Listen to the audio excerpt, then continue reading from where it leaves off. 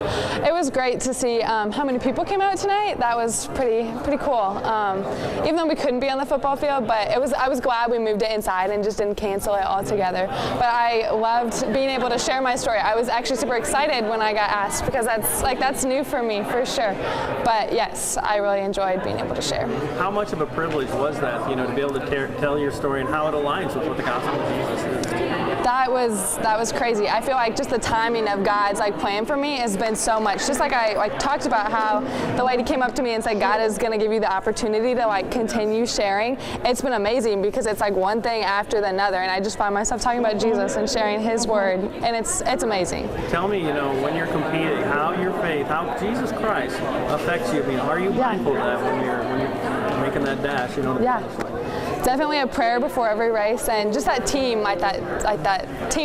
together. We pray before we run, and it's just definitely just such a good atmosphere for sure. And you're involved in FCA here, right? Yes. What's your encouragement for the kid who might be a little scared of it? That's all the church kids. Yeah. Why should they even try FCA? Try it. It's definitely intimidating. It can be intimidating at first, but they are some of the nicest people you will ever meet, and yes, it's definitely worth it. You will find freedom in God, and I'm the happiest I've ever been with this group of people, so it's great.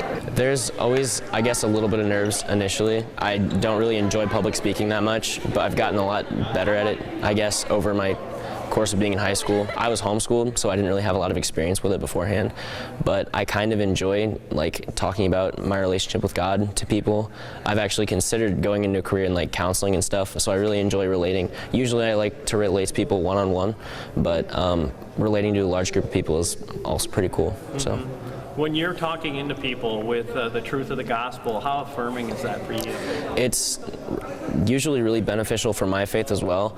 Just being able to share what I've learned with other people, I guess, just helps boost my own faith and boost my confidence in what I'm saying. And especially when I'm talking to an audience, looking at the audience and seeing people not shake, but nod their heads along with what I'm saying it's just encouraging, and it helps me know that I'm on the right track with what's going on and everything. Why do you think a setting like this is so effective too, being in a sports arena? I mean, definitely the platform I have with sports kind of helps with my comfortability talking in a setting like this because it's a basketball court.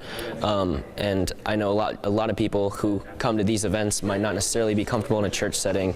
They might be more comfortable in a setting here at a school or in a basketball court. You're used to doing that all the time for assemblies and stuff like that when you're a high school student.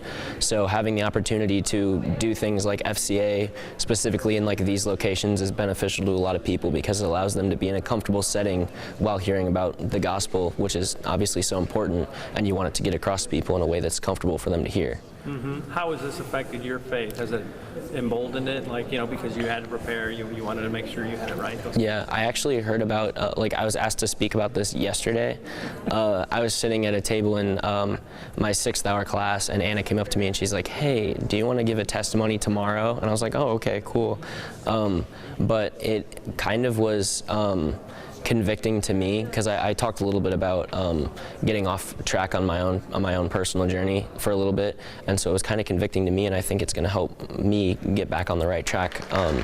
Just being able to share with other people what I've been going through, and hopefully that affected somebody else in the audience, at least one person, to be able to kind of get back on the right track with their relationship with Christ as well. Obviously there's some nerves and some things that go along with it, but seeing the kids, I'm so passionate about their experience, and I feel like I was in their shoes, and I wish that those are things that people would have told me.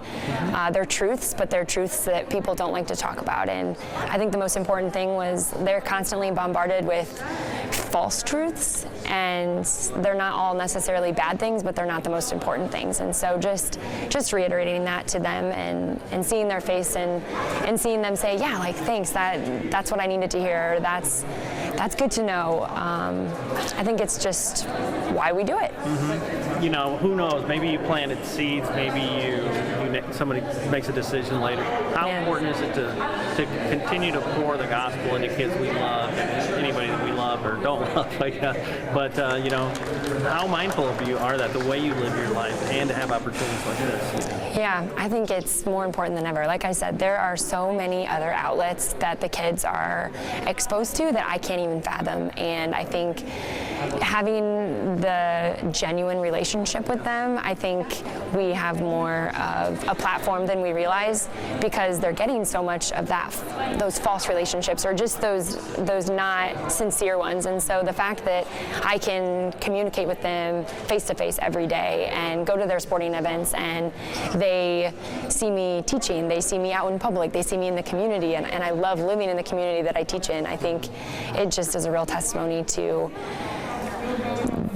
having real life relationships with the kids is still the most important thing. And so continuing to pour into them, especially in public school, is awesome. And also being visible out in the community as a Christian, I think just is going to have an impact, I'm sure.